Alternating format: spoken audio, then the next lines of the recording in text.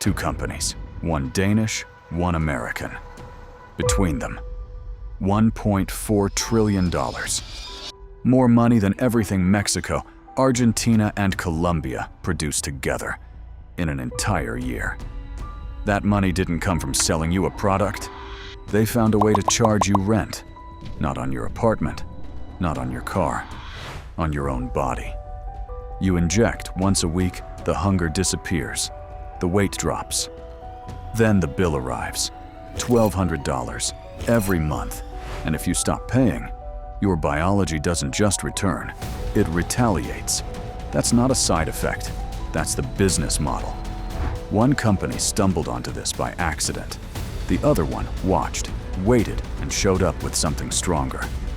What they built together, without asking your permission, without signing a single contract with you, is the most sophisticated monetization system modern capitalism has ever produced. And the asset they're monetizing has been yours your whole life. Denmark, 6 million people, the happiest population on the planet. In 2023, a lab that spent 100 years making insulin for diabetics became worth more than the entire country where it pays its taxes. Every factory, every cargo ship, every wind turbine, all of it, still not enough to match one single company. How do two corporations end up controlling the biological future of 330 million Americans? While the people making those decisions sit in boardrooms in Indianapolis and Copenhagen. And more importantly, what happens to you when one of them loses? Because one of them is already losing, and the fallout is only getting started.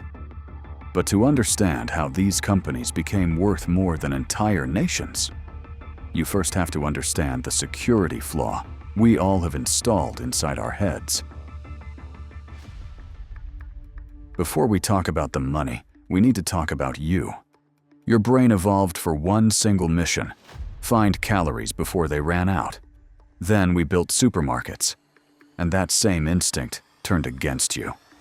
The food industry hired behavioral psychologists and addiction experts to engineer food that overrides every signal your body has to stop eating. Combinations calculated to hit your brain the same way a drug hits it. 1 billion people live with obesity. 42% of Americans. They call it food noise, a radio that never turns off.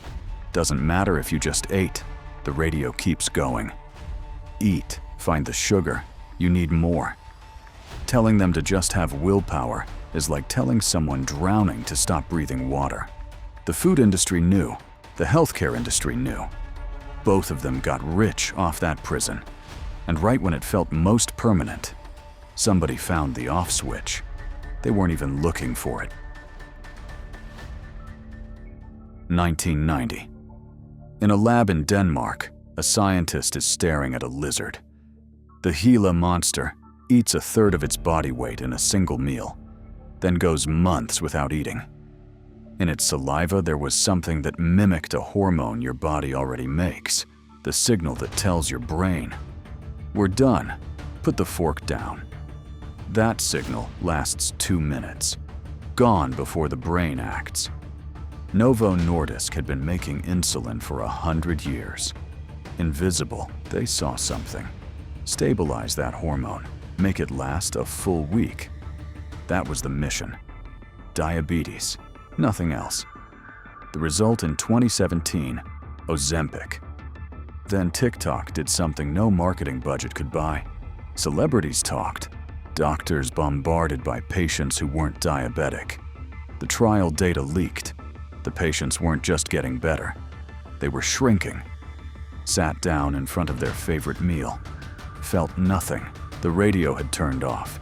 15 to 20% of their body weight. Results that before only bariatric surgery could achieve. And here was a weekly injection doing the same thing. They were holding a key to the most profitable prison ever built. Novo Nordisk had the key. They just didn't know someone was already changing the lock. Denmark, 2023. Novo Nordisk crosses 550 billion. The entire Danish economy, 410 billion. The currency got too strong. Lego too expensive for Germany. Danish bacon too expensive for Britain. The central bank kept rates low while Europe raised them. Because Americans were buying Ozempic, homeowners in Copenhagen paid lower mortgage rates. Someone in Ohio couldn't stop eating, and a homeowner in Copenhagen paid less for their house. An American's hunger paying a Danish mortgage. That's how absurd this system is. In 2023, Novo Nordisk was 80% of Denmark's growth. A government, a military, a pension system. One molecule, one study, one competitor, one scandal. And that competitor was already in the lab. Eli Lilly saw the flaw. Ozempic mimics one hormone. What if you hit two at the same time? GLP-1 plus GIP, tirzepatide. Ozempic, 15% body weight lost. Mounjaro, 26. Not an improvement, a completely different category. Eli Lilly crossed 800 billion, the most valuable healthcare company in history. Novo Nordisk spent 100 years building that. Eli Lilly took it in under 2 years. That's not competition. That's a calculated ambush. Between them, 1.4 trillion. They control the only market where the product they're selling is your biological urge to eat. But while they were building that empire, real diabetics were showing up at pharmacies with prescriptions they needed to survive, not to lose weight, to stay alive. The shelves were empty because someone in Beverly Hills bought the entire supply to fit into a dress for a charity gala. The shortage hit in 2023. People were injecting unknown compounds from Chinese labs based on TikTok recommendations. The FDA found samples that weren't semaglutide at all. They were insulin, which can kill you in minutes. That's what a monopoly looks like when demand outruns control.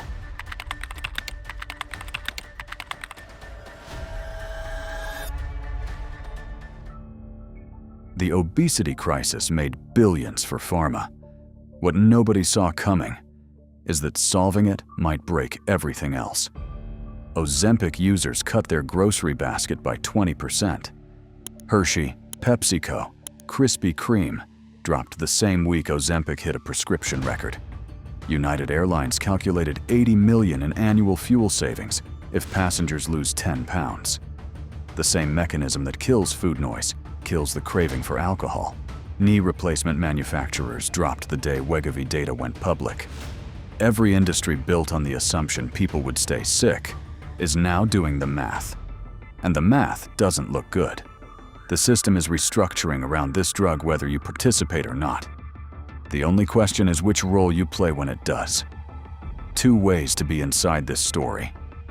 As a consumer, $1,200 a month, renting your body, no way out. Or as an owner. The GLP-1 market hits 100 billion annually before 2030. Pharmaceutical REITs, healthcare ETFs with positions in both companies, cold chain funds. Blackstone moved into pharmaceutical cold storage in 2024, before most people had heard of Ozempic. The difference between the consumer and the owner isn't intelligence. It's knowing which side of the toll booth you're standing on.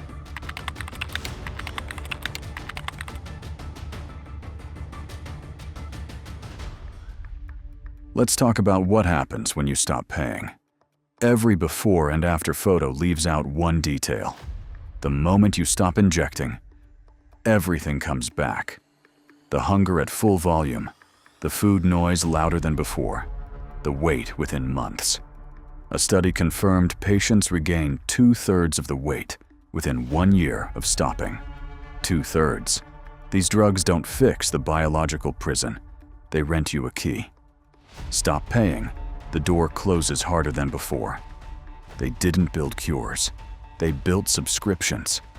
The New England Journal of Medicine confirmed up to 40% of weight loss is lean muscle, not fat.